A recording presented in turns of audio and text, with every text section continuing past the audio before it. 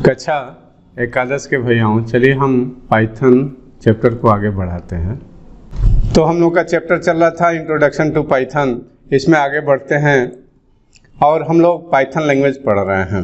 जो भी हम लैंग्वेज पढ़ते हैं, जैसा कि हमने बताया था, हम कोई भी लैंग्वेज पढ़ते हैं तो उस लैंग्वेज में स्टेटमेंट बनाते हैं, स्टेटमेंट लिखते हैं। और वो हम लैंग्वेज इसलिए पढ़ते हैं कि जब भी हम कोई स्टेटमेंट या वाक्य बनाएं या बोलें तो शुद्ध शुद्ध बोलें। हमें पाइथन में भी वही सारी चीज़ें पढ़ना है। पाइथन में कैसे हम स्टेटमेंट बनाते हैं उनके नियमों के बारे में पढ़ना है। पाइथन के सेट ऑफ ग्रामर्स के बारे में पढ़ना है, जिसकी मदद से हम कोई भी इंस्ट्रक्शन जो कि एक स्टेटमेंट होगा वो शुद्ध होगा, जिसमें हम पाइथन के कीवर्ड या रिजर्व वर्ड के बारे में पढ़ेंगे और पंक्चुएशंस के बारे में पढ़ेंगे। हम जब भी कोई लैंग्वेज पढ़ते हैं तो set of rule, set of grammar, set of keywords, जिसको कि हम लोगों ने पिछले लेक्चर में पढ़ लिया था, ऐसे शब्द जिनका प्रयोग हमें एज ए आइडेंटिफायर नहीं करना है। वेरिएबल का नाम रखते समय हम कीवर्ड का यूज़ नहीं करेंगे। अगला है पंक्चुएशंस। हमारे लैंग्वेज में जितने सिंबल्स यूज होते हैं उन्हें हम पंक्चुएशन कहते हैं। जैसे इंग्लिश लैंग्वेज में पीरियड सिंबल से हम स्टेटमेंट को समाप्त करते हैं, तो पीरियड इंग्लिश लैंग्वेज का पंक्चुएशन है।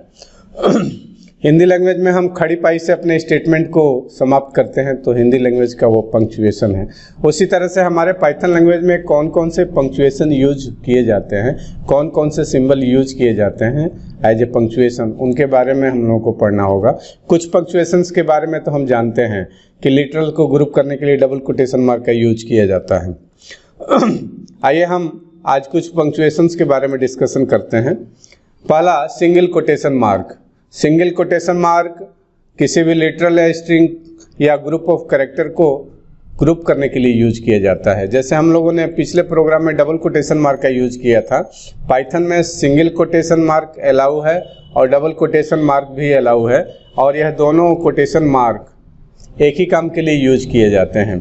हम स्ट्रिंग या लिटरल को डिफाइन करने के लिए सिंगल कोटेशन मार्क या डबल कोटेशन मार्क का यूज करेंगे, लेकिन ध्यान यही देना है कि अगर हम सिंगल से स्टार्ट किए हैं तो सिंगल से फिनिश करेंगे, अगर डबल कोटेशन से स्टार्ट किए हैं तो डबल कोटेशन से फिनिश करेंगे। ऐसा नहीं कि सिंगल से स्टार्ट करके डबल से क्लोज कर दें। जिसे स्टार्ट करना होगा करेंगे, उसी से हम स्टॉप भी करेंगे। हालांकि सिंगल कोटेशन मार्क और डबल कोटेशन मार्क एक ही काम के लिए यूज किए जाते हैं, लिटरल और स्ट्रिंग डिफाइन करने के लिए। पाइथन में ट्रिपल कोटेशन मार्क भी अलाउ है। पाइथन में सिंगल, डबल एंड ट्रिपल तीनों अलाउ है। सिंगल और डबल का प्रयोग हम स्ट्रिंग डिफाइन करने के लिए करते हैं, और ट्रिपल कोटेशन मार्क का प्रयोग हम अपने प्रोग्राम में कमेंट देने के लिए करते हैं। जैसे HTML में कमेंट देने के लिए एंगुलर ब्रैकेट में एक्सक्लेमेशन मार्क का यूज किया जाता था, और वहाँ यह बात कही गई थी कि हम HTML में कमेंट एंगुलर ब्रैकेट में एक्सक्लेमेशन मार्क से देते हैं, और हमारा HTML का पार्सर उस लाइन को जैसे देखेगा कि एंगुलर ब्रैकेट में एक्सक्लेमेशन मार्क है तो उसको रीड नहीं करेगा। उसी तरीके से अगर हम पाइथन में कमेंट देते हैं तो जहाँ ट्रिपल कोटेशन मार्क आएगा हमारा कंपाइलर उसे स्किप कर जाएगा, और वो समझ जाएगा कि यहाँ पर प्रोग्रामर ने कमेंट दिया है। हमें अपने प्रोग्राम में कमेंट बहुत अधिक देना चाहिए कि हम कहाँ पर इनपुट करा रहे हैं, कहाँ प्रोसेस करा रहे हैं, कहाँ आउटपुट दिखा रहे हैं। हमें अपने प्रोग्राम में कमेंट करना चाहिए। हालांकि हम लोग नहीं करते हैं, हम तो केवल प्रोग्राम टाइप करके रह जाते हैं, रन करा करके चेक कर लेते हैं, लेकिन यह एक बहुत अच्छी आदत है कि आप अपने प्रोग्राम में कमेंट यूज करते हैं। जैसे सामान्यतः लोग अपने जीवन में डायरी मेंटेन करते हैं, और डायरी मेंटेन करना एक बहुत अच्छी आदत है। जितने भी सक्सेसफुल मैन होते हैं वो अपने ज़िंदगी में डायरी मेंटेन करते हैं और डेली अपने जीवन में होने वाले इवेंट या मेमोरी को नोट करते रहते हैं। हम उसको यूज़ नहीं करते, हालांकि अगर हम यूज़ करें तो ये एक अच्छी आदत होगी। जैसे अपने ज़िंदगी में डायरी यूज करना और उसमें कमेंट लिखना एक अच्छी आदत होती है, उसी तरह से प्रोग्राम में कमेंट लिखना एक अच्छी आदत होती है। जब हम कमेंट लिख करके अपना प्रोग्राम बनाएंगे तो जब वो प्रोग्राम किसी के सामने जाएगा तो वो समझ जाएगा कि यह प्रोग्रामर कहाँ पर कौन सा काम किया है। अगला है कोलोन। कोलोन का हम पाइथन में ब्लॉकिंग के लिए यूज करते हैं। इफ़ का यहाँ से शुरू हुआ यहाँ तक गया, वाइल का यहाँ से शुरू हुआ यहाँ तक गया। सेट ऑफ स्टेटमेंट और कोड को किसी विशेष स्थिति में एग्जीक्यूट कराना हो तो ब्लॉक बनाते हैं, सेट ऑफ स्टेटमेंट का ब्लॉक बनाते हैं, उसके लिए हम कोलोन का यूज करते हैं। अगला है कामा। डाटा को सेपरेट करने के लिए अगर प्रिंट में 3 वेरिएबल डिफाइन करना है, डिस्प्ले कराना है तो x, y, z, तो हम कामा पंक्चुएशन का यूज करते हैं। या स्ट्रिंग, एक से अधिक स्ट्रिंग को यूज करना है, जैसे पिछले लेक्चर में हमने किया था आई लव पाइथन, तो तीनों के बीच में कामा लगाया था। सो यह कामा भी हमारा पाइथन है। तो हमारे जो मोस्ट यूज्ड पंक्चुएशंस हैं यहाँ स्क्रीन पर हैं, और भी जो पंक्चुएशंस आएंगे उसके बारे में हम लोग आगे पढ़ेंगे। चलते हैं, हम अपने पाइथन को आगे बढ़ाते हैं और इसमें हमें पढ़ना है एस्केप सीक्वेंस। चूँकि यह बाद में कहीं होगा लेकिन यहाँ पर देना जरूरी है, तो इसलिए हम इस चैप्टर को, इस टॉपिक को उठा करके यहाँ लाए हैं, जिसमें पहला एस्केप सीक्वेंस है /n। एस्केप सीक्वेंस मतलब कि यहाँ पर कुछ ग्रुप ऑफ कैरेक्टर्स होते हैं, मेनली 2 ही कैरेक्टर होते हैं जो कि एक समूह में होते हैं। और एस्केप मतलब होता है पलायन कर जाना। आप लोग साइंस या फिजिक्स में पढ़े होंगे एस्केप वेलोसिटी। अगर किसी वस्तु को हम ऊपर उस गति से उछालते हैं जो पृथ्वी के गुरुत्वाकर्षण सीमा को पार कर जाए और पुनः धरती पर न आए, तो उस वेलोसिटी को एस्केप वेलोसिटी कहा जाता है। उसी तरीके से अगर हम कंप्यूटर में कोई प्रोसेस कर रहे हैं और प्रोसेसिंग के दौरान हमें ऐसा लगता है कि हमसे गलत स्टेप ले लिया गया है, आगे बढ़ेंगे तो कोई गलत काम हो सकता है, या आगे हम बढ़ना नहीं चाहते, उस प्रोसेस को अबॉर्ड करना चाहते हैं, अबॉर्ट करना चाहते हैं, वहीं से हम भाग जाना चाहते हैं और फिर उस प्रोसेस में आना नहीं चाहते हैं, तो इसके लिए हमारे कीबोर्ड में एक बटन होता है जो कि टॉप लेफ्ट कॉर्नर पे होता है, एस्केप। हमारे कीबोर्ड का पहला बटन होता है एस्केप की, जिससे हम किसी प्रोसेस को अबॉर्ड करते हैं यानी कि एस्केप करते हैं। यहाँ भी कुछ एस्केप सीक्वेंसेज हैं, बहुत सारे एस्केप सीक्वेंसेज हैं, लेकिन 3.8 में बहुत सारे एस्केप सीक्वेंस हटा दिए गए हैं, लेकिन जो हमारा मुख्य एस्केप सीक्वेंस है वो /n है। अगर कहीं से हम आउटपुट में लाइन बदलना चाहते हैं, लाइन चेंज करना चाहते हैं, तो हम new line character escape sequence का यूज करेंगे। न्यू लाइन कैरेक्टर /n होता है, जैसे कि आप लोगों ने HTML में BR एलिमेंट का यूज किए थे जहाँ पर लाइन ब्रेक होता था, वही सेम इफेक्ट अगर आप पाइथन में प्रिंट में देना चाहते हैं, लाइन बदलना चाहते हैं, तो उसके लिए हम /n एस्केप सीक्वेंस का यूज करेंगे। दूसरा जो हमारा एस्केप सीक्वेंस है वो है /t। यह एक टैब कैरेक्टर है। जैसे हम कीबोर्ड पर टैब दबाते हैं तो हमारा कर्सर 8 स्पेस आगे मूव फॉरवर्ड होता है, उसी तरीके से एक आउटपुट और दूसरे आउटपुट के बीच में अगर हम स्पेस देना चाहते हैं, एक टैब कैरेक्टर के बराबर स्पेस देना चाहते हैं, यानी कि 8 कैरेक्टर का स्पेस देना चाहते हैं, तो हम टैब कैरेक्टर एस्केप सीक्वेंस का यूज करेंगे, यानी कि /t का यूज करेंगे। जब भी हमें आउटपुट को फॉर्मेटेड करना होगा या टेबुलर फॉर्मेट में हमें डाटा को डिस्प्ले कराना होगा प्रिंट स्टेटमेंट से, तो हम /t का यूज करेंगे। अगला एक एस्केप सीक्वेंस आता है पाइथन में जिसे हम /r कहते हैं। प्रोग्रामिंग के दौरान अगर आप इंटर की का इफेक्ट देना चाहते हैं, आप चाहते हैं कि ऑटोमेटिकली इंटर की वहाँ पे प्रेस हो जाए जब हमारा प्रोग्राम डास मोड में चलता है, तो /r रिटर्न कैरियज रिटर्न इसको बोलते हैं। कैरियज रिटर्न यानी कि रिटर्न की, यानी कि इंटर की। आप देखा होंगे कीबोर्ड पर कभी इंटर की लिखा रहता है और किसी किसी कीबोर्ड पर रिटर्न लिखा रहता है।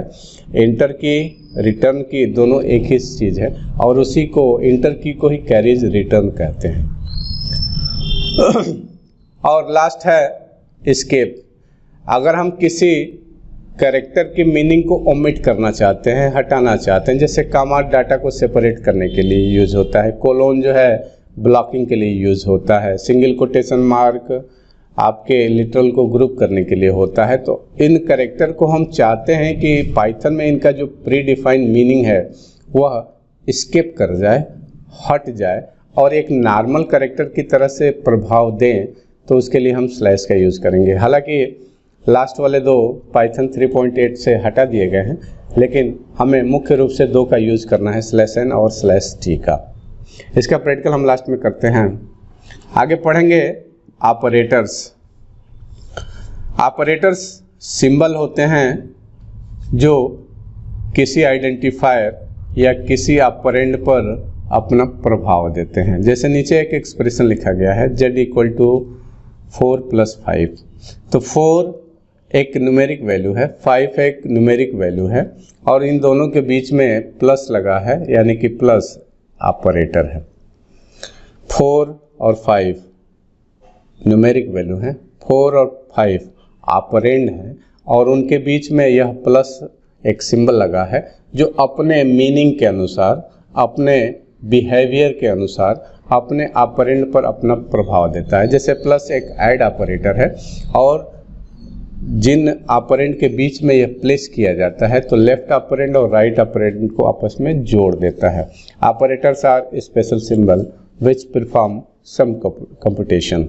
ऑपरेटर कुछ ऐसे सिंबल होते हैं जो कैलकुलेशन के लिए यूज किए जाते हैं। Operators and operands form an expression. यह ऑपरेटर और ऑपरेंड मिलकर के एक एक्सप्रेशन फॉर्म करते हैं। जैसे कि लिखा गया है z इक्वल टू 4 + 5, जिसमें z ऑपरेंड है, 4 ऑपरेंड है, 5 ऑपरेंड है, इक्वल टू और प्लस ऑपरेटर है। तो यह ऑपरेटर और ऑपरेंड मिल करके एक एक्सप्रेशन बनाते हैं। An expression is made up of operand and operators. Python में ये ऑपरेटर कई प्रकार के होते हैं। Types of operator. पाइथन में ऑपरेटर को कई कैटेगरी में डिवाइड किया गया है। पहला अर्थमेटिकल ऑपरेटर, दूसरा रिलेशनल ऑपरेटर, तीसरा लॉजिकल ऑपरेटर, चौथा असाइनमेंट ऑपरेटर या इसे हम बोलते हैं कंपाउंड असाइनमेंट ऑपरेटर, पांचवा बिट वाइज ऑपरेटर और छठा मेंबरशिप ऑपरेटर। तो चलिए हम पढ़ते हैं पहला ऑपरेटर अर्थमेटिक ऑपरेटर। ऐसे ऑपरेटर जो न्यूमेरिक ऑपरेंड पर अप्लाई किए जाते हैं और ऐसे एक्सप्रेशन का रिजल्ट हमेशा न्यूमेरिक होता है। यह ऑपरेटर दो प्रकार के होते हैं। पहला बाइनरी ऑपरेटर और दूसरा यूनरी ऑपरेटर। ऐसे ऑपरेटर जो दो ऑपरेंड के बीच में लगाए जाते हैं उसे हम बाइनरी ऑपरेटर कहते हैं। बाई मतलब होता है दो ऑपरेंड के बीच में अप्लाई किए जाने वाले ऑपरेटर को हम बाइनरी ऑपरेटर बोलते हैं। बाई मतलब होता है 2, ट्राई मतलब 3, टेट्रा मतलब 4, पेंटा मतलब 5, हेक्सा मतलब 6, सेप्टा मतलब 7, ऑक्टा मतलब 8। तो ऐसे ऑपरेटर जो दो ऑपरेंड के बीच में लगते हैं उन्हें हम बाइनरी कहते हैं। और यह कुछ ऐसे ऑपरेटर होते हैं यहाँ पर जो कि एक ही ऑपरेंड पर अप्लाई किए जाते हैं, उन्हें हम यूनरी ऑपरेटर बोलते हैं। यूनरी मतलब एक। पहला ऑपरेटर है प्लस, जो कि एडिशन के लिए यूज किया जाता है और जैसा कि एक्सप्रेशन में दिया गया है 2 + 3, 2 एक ऑपरेंड है, 3 एक ऑपरेंड है और दोनों के बीच में प्लस लगा हुआ है, यानी कि प्लस बाइनरी ऑपरेटर है और इसका रिजल्ट आएगा 5। चलते हैं दूसरे ऑपरेटर के बारे में पढ़ते हैं। दूसरा ऑपरेटर है माइनस। यह भी एक बाइनरी ऑपरेटर है, दो के बीच में लगता है, जिसे हम सब्ट्रैक्शन ऑपरेटर कहते हैं। और इस माइनस का बिहेवियर होता है कि पहले ऑपरेंड में से दूसरे ऑपरेंड को सब्ट्रैक्ट कर लेता है। तो 2 - 3 यानी कि 2 में से 3 माइनस किया जाएगा तो रिजल्ट आएगा -1। तीसरा ऑपरेटर है एस्टेरिस्क। एस्टेरिस्क जिसे आप शॉर्ट में स्टार बोलते हैं, हम कंप्यूटर में मल्टीप्लिकेशन के लिए एस्टेरिस्क सिंबल का यूज करते हैं। एस्टेरिस्क एक मल्टीप्लिकेशन ऑपरेटर है और यह भी एक बाइनरी ऑपरेटर है, दो ऑपरेंड के बीच में अप्लाई होता है। जैसे कि एक्सप्रेशन है 2 * 3 यानी कि 2 में 3 से गुणा हो जाएगा तो रिजल्ट आएगा 6। अगला है स्लैश यानी कि डिवीजन ऑपरेटर। डिवीजन ऑपरेटर पहले ऑपरेंड में दूसरे ऑपरेंड से भाग देता है और रिजल्ट देता है। जैसे कि 2/3। यह स्लैश फ्रंट स्लैश है क्योंकि इसका निचला हिस्सा आगे की तरफ है, तो इसे हम फ्रंट स्लैश बोलेंगे। 2/3 2 में 3 से भाग देंगे तो रिजल्ट आएगा 0.66 आएगा। तो इसका जो फ्रैक्शन पार्ट होगा वो ट्रंकेट हो जाएगा और रिजल्ट आएगा 0। अगला है मॉडुलस ऑपरेटर। मॉडुलस ऑपरेटर भी एक बाइनरी ऑपरेटर है जो कि दो ऑपरेंड के बीच में लगता है। यह पहले ऑपरेंड में दूसरे ऑपरेंड से भाग देता है और जो रिमाइंडर होता है, जो मॉडुलस होता है, जो शेषफल होता है उसे रिटर्न करता है। जैसे कि 2 में 3 से भाग दिया जाएगा तो भाग नहीं जाएगा, तो रिमाइंडर जो बचेगा वो 0 बचेगा और वह रिमाइंडर जो बचेगा वो 2 बचेगा तो रिजल्ट हमारा 2 आएगा। अगला काफ़ी इंपॉर्टेंट ऑपरेटर है डबल एस्टेरिस्क। डबल एस्टेरिस्क का प्रयोग हम एक्सपोनेंट के लिए करते हैं। अगर 2 की घात 3 कैलकुलेट करना है तो लिखेंगे 2 डबल एस्टेरिस्क 3, तो जो रिजल्ट आएगा 2 की पावर 3 आएगा, यानी कि 8 आएगा। अगला है इंटीजर डिवीजन। अगर हम पूरा भाग देना चाहते हैं, फ्रैक्शन में रिजल्ट नहीं चाहते हैं, तो उसके लिए डबल फ्रंट स्लैश का यूज़ करेंगे। Double front slash integer division के लिए यूज किया जाता है। जैसे कि एग्जांपल में लिखा गया है 5 डबल स्लैश 2, तो 5 में 2 से पूरी भाग दिया जाएगा। वैसे अगर हम नॉर्मली 5 में 2 से भाग देंगे तो रिजल्ट आएगा 2.5, लेकिन यहाँ पर इंटीजर डिवीजन किया जा रहा है, पूरी कितनी बार जा रहा है, तो यहाँ पर भी फ्रैक्शन ट्रंकेट हो जाएगा और रिजल्ट आएगा 2। तो आज हम लोग केवल अर्थमेटिकल ऑपरेटर पढ़ेंगे, बाकी जितने ऑपरेटर्स हैं उनको हम अगले लेक्चर में कंप्लीट करेंगे। फिलहाल आइए हम एस्केप सीक्वेंस का थोड़ा सा प्रैक्टिकल कर लें। हम अपना पाइथन का आइडल ओपन करते हैं और स्क्रिप्ट मोड में चलते हैं। जैसे कि हमें 2 लिटरल प्रिंट कराना है। जैसे कि हमने लिखा प्रिंट डबल कोटेशन मार्क में हम लिखते हैं आनंद। यहाँ पर लिटरल को ग्रुप करने के लिए हमने डबल कोटेशन का यूज किया है। चलिए हम इनका लास्ट नेम देते हैं, तो लास्ट नेम के लिए हम सिंगल कोटेशन मार्क का यूज कर रहे हैं। सिंगल कोटेशन मार्क से शुरू करेंगे तो सिंगल कोटेशन मार्क से बंद करेंगे। इसको हम सेव कर लेते हैं और इसको रन कराते हैं। तो पहले लाइन पर आनंद आएगा, दूसरे लाइन पर कुमार आएगा। हमें 2 लाइन पर ही रिजल्ट चाहिए था। हालांकि पाइथन तो कोड रिडक्शन के लिए जाना जाता है कि पाइथन के कोड बहुत छोटे होते हैं और रिजल्ट बड़े देते हैं। तो चलिए हम अपने स्क्रिप्ट में चलते हैं। हम एक ही प्रिंट से 2 लाइन में प्रिंट कराने का प्रयास करते हैं। हम लिखेंगे आनंद और फिर दे देंगे /n, फिर दे देंगे कुमार।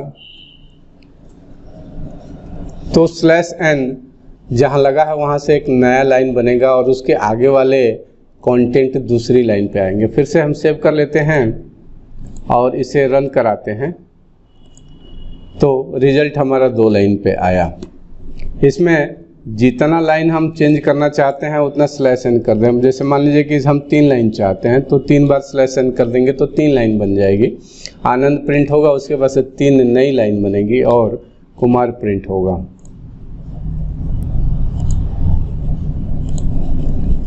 रन कराएंगे तो बीच में 3 लाइन बन गई है।